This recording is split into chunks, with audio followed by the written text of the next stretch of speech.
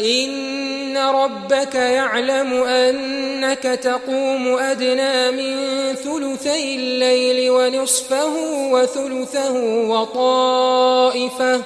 وطائفة من الذين معك والله يقدر الليل والنهار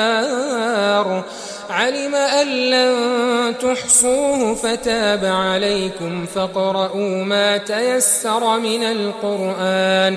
علم أن سيكون منكم مرضى وآخرون يضربون في الأرض يبتغون من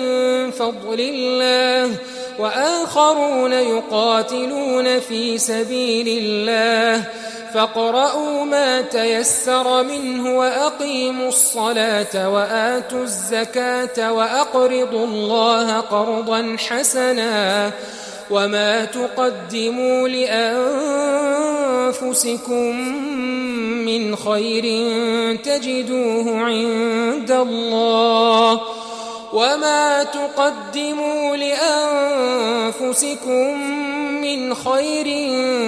تجدوه عند الله هو خيرا وأعظم أجرا واستغفروا